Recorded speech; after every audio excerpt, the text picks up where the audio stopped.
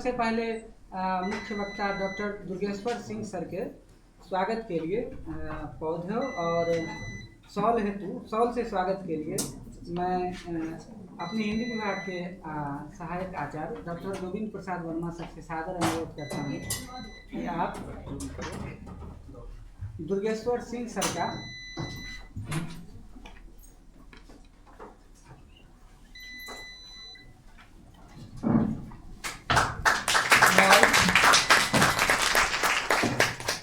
और पौधे से सर का स्वागत करें।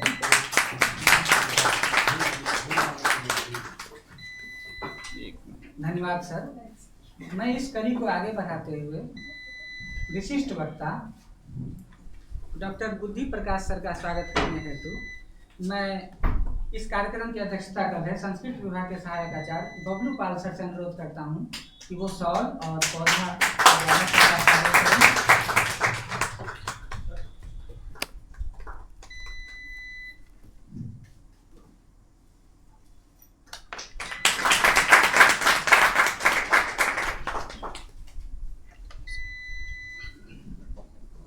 अब कार्यक्रम की विधिवत शुरुआत करते हुए ज्यादा समय न लेते हुए चूंकि हम सब जानते हैं कि कार्यक्रम की मुख्य कड़ी भले ही वक्ता हो लेकिन उसकी धुरी उसके अध्यक्ष होते हैं। तो इस कार्यक्रम की अध्यक्षता कर रहे संस्कृत विभाग के सहायक आचार्य डॉक्टर बबलू पाल सर के स्वागत हेतु मैं पौधों से स्वागत करने के लिए हिंदी विभाग के सहायक आचार्य गरिमा मैम को से सादर अनुरोध करता हूं कि आप सर का स्वागत करें।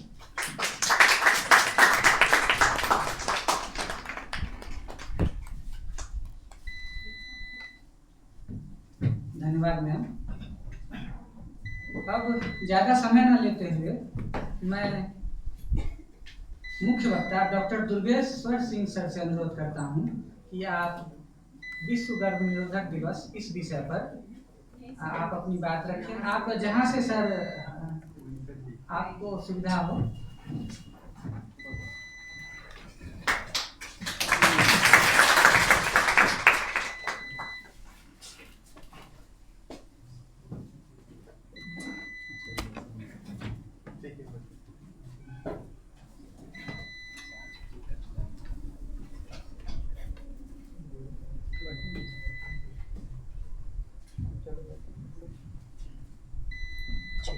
कार्यक्रम की अध्यक्षता कर रहे श्री बबलू डॉक्टर बबलू पाल जी और अध्यक्ष समन्वयक सतत सेहत केंद्र और सह समन्वयक गोविंद प्रसाद सर, गरिमा मैम, आशा मैम और बाकी सारे छात्र।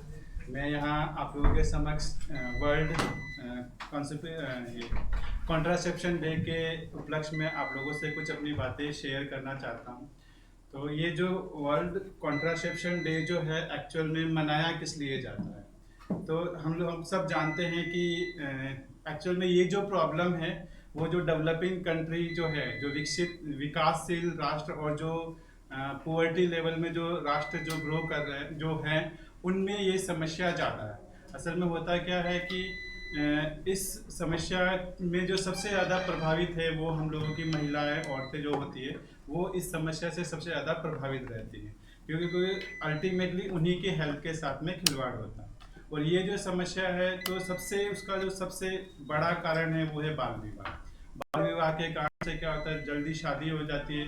जल्दी शादी होने के कारण से फिर बच्चे होते हैं। वो जो एज में, जिस एज में माता पिता दोनों ही ना ही मेंटली और ना ही फिजिकली अपने आप को उस लायक बना पाते हैं कि वो माँ बाप बन सके, बट एक साथ बच्चे होने के चक्कर में क्या होता है कि धीरे धीरे पॉपुलेशन भी बढ़ती है और माँ बाप दोनों की, मतलब स्पेशली जो माँ होती है उनकी हेल्थ पर फर्क पड़ता है।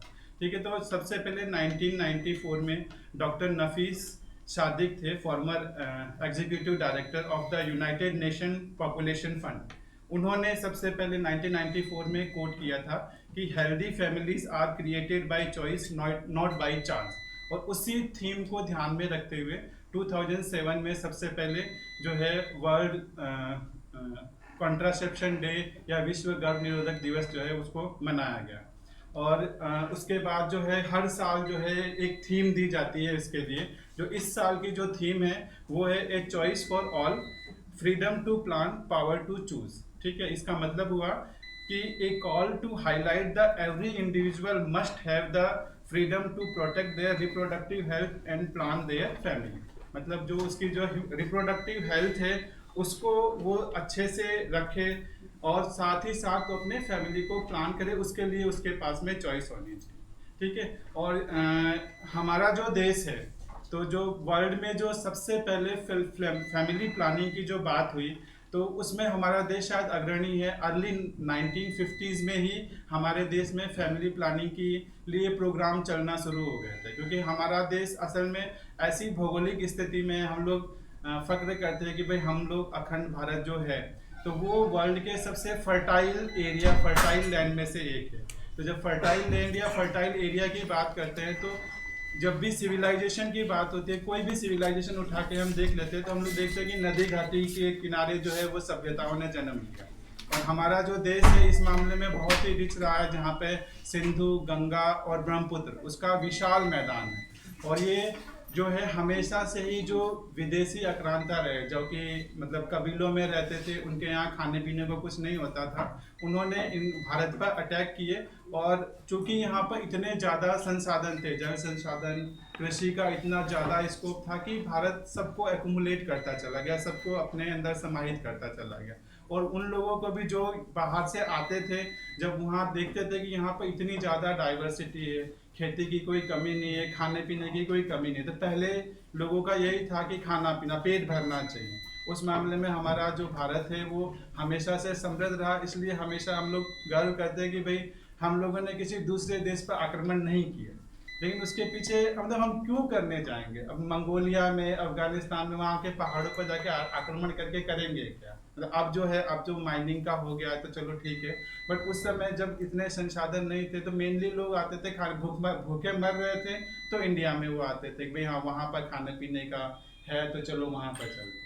तो धीरे धीरे क्या है, पॉपुलेशन प्रेशर बढ़ने लगा। जब पॉपुलेशन प्रेशर बढ़ने लगा तो उसके बाद जब हमारा देश आज़ाद हुआ तो उस समय हम मालथस थे, तो जब समय देश आज़ाद हुआ उस समय हमारे यहाँ पर बहुत लगभग सारे रिसोर्सेज अंग्रेज लेके चले गए थे, कुछ था नहीं हम लोगों के पास में, पॉपुलेशन पूरी थी। ठीक है, तो बहुत लोगों ने कहा था कि भारत जो है ऐसे भुखमरी से ही आधे लोग मर जाएंगे, बट हमारा देश खड़ा हुआ, ग्रीन रिवॉल्यूशन हुआ, चीज़ें चली, बट जो पॉपुलेशन का जो प्रेशर है वो कंट्रोल नहीं रखा कहीं ना कहीं। तो अर्ली 50s में जो फैमिली प्लानिंग होने के बावजूद भी अभी भी हम लोगों का जो देश में जो पॉपुलेशन बढ़ रहा है, और अभी जो है हम लोगों ने चाइना को पछाड़ के और वर्ल्ड में नंबर 1 पर आ गए हैं पॉपुलेशन के मामले में, तो उसको कंट्रोल करना बहुत ज़रूरी है। और उसके लिए ये जो विश्व गर्भ निरोधक दिवस है, इसकी सार्थकता भी बहुत ज़रूरी है कि हमको उसको किस तरह से हैंडल करना। और यहाँ पर जो है मॉडर्न टेक्नोलॉजीज क्या क्या यूज हो रही है उस पर हमारे जो विशिष्ट वक्ता है श्री बुद्धि प्रकाश जी, वो इस पर ज़्यादा डिटेल में बताएंगे। मैं थोड़ा जो हमारा प्राचीन सभ्यता है उसके बारे में थोड़ा सा प्रकाश डालूंगा, फिर उसके बाद थोड़ी कुछ और बातें आप लोगों से डिस्कस करूंगा। तो हम लोगों को पता है कि हमारा जो देश है, हमारा भारत देश जो है, उसका बहुत समृद्ध इतिहास रहा है चिकित्सा के क्षेत्र में भी। आयुर्वेदा, सिद्धा और योगा, ये जो 3 जो है वो विश्व की सबसे प्राचीनतम शिक्षा पद्धति है। ठीक है, आयुर्वेदा का रिटर्न लिटरेचर भी है। चरक और सुश्रुत जो है महान आयुर्वेदाचार्य हुए जिन्होंने चरक संहिता और सुश्रुत संहिता लिखी है, तो उन्होंने अपने जो लिटरेचर है उनका, उसमें उन्होंने बहुत सारे ऐसे हर्बल प्लांट जो है उसके बारे में बताए हैं जो कि गर्भ निरोधक और जो अनवांटेड जो गर्भ है उसको कैसे टर्मिनेट किया जाए उसके बारे में उन्होंने विभिन्न प्रकार के हर्बल प्लांट्स के बारे में बताया है। ठीक है, तो ये वेल रिटर्न है। ठीक है, सुश्रुत संहिता में जो पीपली वटी है उसका उन्होंने बताया कि पीपली वटी को कैसे हम इस्तेमाल करके और गर्भ निरोधक के रूप में हम पीपली वटी का इस्तेमाल कर सकते हैं। उसके अलावा जो जंगली गाजर है, वाइल्ड कैरेट है, उसको भी जो है हम लिटरेचर में है कि किस तरह से वो जो है गर्भ निरोधक में वो यूजफुल है। उसके अलावा बहुत सारे ऐसे ट्रेडिशनल प्लांट है जो गर्भ निरोधक में यूज होते हैं। और अभी जिस हिसाब से जो हम एलोपैथी की बात कर रहे हैं, तो एलोपैथी में एक्चुअल में जब हम गर्भ निरोधक की या रिप्रोडक्टिव सिस्टम की बात करते हैं तो ये सारा खेल जो है वो हार्मोन्स होते हैं उसका। ठीक है। पुरुषों में हार्मोन होता है जिसको हम टेस्टोस्टेरोन बोलते हैं, जो कि सारी रिप्रोडक्टिव एक्टिविटी जो भी पुरुषों में होती है उसको वो कंट्रोल करता है, और महिलाओं में एस्ट्रोजन और प्रोजेस्टेरोन हार्मोन जो होते हैं वो उसकी रिप्रोडक्टिव जो भी है उसको वो कंट्रोल करता है। तो यही तीनों हार्मोन है, इसी हार्मोन की बैलेंसिंग और इम्बैलेंसिंग का सारा खेल है, ठीक है। तो अभी जो भी मॉडर्न टेक्निक जो हम यूज़ कर रहे हैं, जो हम पिल्स यूज़ कर रहे हैं, तो एक्चुअल में वो पिल्स क्या करते हैं, एंजाइम जो हार्मोन्स जो है उसकी मेटाबॉलिक एक्टिविटी को रेगुलेट करते हैं और रेगुलेट करते हैं। बट हमको पता है कि वो जो किसी भी शरीर में जो नॉर्मल प्रोसेस है, अगर उसमें हम थोड़ा भी चेंजेस कर रहे हैं तो बॉडी पे बहुत सारे एडवर्स इफेक्ट पड़ते हैं, ठीक है। मतलब कुछ ना कुछ तो इफेक्ट पड़ता ही। तो वो जो इफेक्ट है उसको ओवरकम करने के लिए अब वर्तमान में वापस से हमारा जो इतना रिच ट्रेडिशनल सिस्टम है, तो उसके जो प्लांट्स है जो यूज़ हो रहे हैं, यूज हुए हैं, उस पर वापस से रिसर्च चल रही है कि हम उसको कैसे इन गर्भ निरोधक तरीकों में उन प्लांट और हर्ब्स को यूज कर सके, ताकि जो भी उसको यूज कर रहा है, चाहे वो पुरुष हो चाहे महिला हो, किस तरह से उसको उस पर कम से कम इफेक्ट पड़े और बाकी की जो उसकी हेल्थ है वो मेंटेन रहे। क्योंकि ये जो हम मना रहे हैं उसमें सबसे बड़ा पॉइंट वही है कि जो रिप्रोडक्टिव हेल्थ है वो सही से होनी चाहिए, ठीक है। अब हम बात करते हैं कि ये जो प्लांट है उसके अलावा जैसे टेंसी प्लांट है, नीम ऑयल है, ब्लैक काउस धतूरा, ये बहुत सारे प्लांट है जो हम लोग यूज करते हैं, ठीक है। अब हम एक और एस्पेक्ट की बात करते हैं, जैसे हम सब लोगों ने अनुवांशिकी के बारे में पढ़ा होगा, अनुवांशिकी या जेनेटिक्स, जिसमें हम जो हेरिडेटरी या अनुवांशिक गुणों का अध्ययन करते हैं। तो उसी में ही दो ब्रांचेज है, यूजेनिक्स और यूथेनिक्स। तो यूजेनिक्स और यूथेनिक्स है उसका में बहुत बड़ा रोल है कि इसमें जो है हमारा यूजेनिक्स और यूथेनिक्स में होता क्या है कि जो यूजेनिक्स है उसमें हम क्या करते हैं, जो पेरेंट्स होते हैं उनके जो अनुवांशिक गुण होते हैं, तो जो बेस्ट अनुवांशिक गुण होते हैं उसको हम सिलेक्शन करके, और जो नेक्स्ट प्रोजेनी जो आ रही है उसको हम कैसे अच्छे से अच्छा बना सकते हैं उसके बारे में हम लोग अध्ययन करते हैं। कैसे जो पौधों में है कि नेक्स्ट पौधे उगाने के लिए हम सर्वश्रेष्ठ बीजों का चयन करते हैं, उसी तरह से यूजेनिक्स में है कि भाई सर्वश्रेष्ठ मेल और फीमेल का चयन करके उनको प्रोत्साहित किया जाए कि वो मैक्सिमम जो है वो अपनी प्रोजेनी या संतान उत्पन्न करे, ताकि जो हमारी सोसाइटी है वो अच्छी हो सके। और दूसरा एस्पेक्ट है वो है यूथेनिक्स। तो यूथेनिक्स में क्या होता है कि जो हमारा सराउंडिंग एनवायरनमेंट है उसको हम फेवरेबल बनाएं, ताकि जो आने वाली संतान है और जो पेरेंट्स है वो अपने आप को हेल्दी फील कर सके। तो मैं थोड़ा सा यूथेनिक्स पर बात करूंगा क्योंकि यहाँ पर सराउंडिंग एनवायरनमेंट की बात हो रही है। तो जब हम अपने देश की बात कर रहे हैं तो हमारे देश में अब बिल्कुल दो चीज़ें हो चुकी है, एक जो बिलो पुअर्टी लेवल पर है और एक जो हम जैसे लोग जो हैं जो भारत को विकसित भारत के रूप में देख रहे हैं। तो जो ऐसा भारत जहाँ पर अभी भी बहुत अवेयरनेस की ज़रूरत है, जिसके लिए एक्चुअल में ये जो प्रोग्राम है जो उन्हीं लोगों के लिए बना हुआ कि भाई गांव में मजदूरी कर रहे हैं और जैसे ही बच्चा 15-16 साल का हुआ तो मतलब सीधा पेरेंट्स बोलते हैं कि हाँ भाई कमाने लायक तो हो ही गया, 2-3 साल में कमा लेगा, करना क्या है, शादी कर देते, एक को खिला रहे एक को और खिला देंगे, मतलब मैक्सिमम का यही रहता है। और वो उसकी शादी कर देते हैं और बच्चे को उस समय ना ही वो मेंटली ना ही फिजिकली प्रिपेयर रहता है इन चीज़ों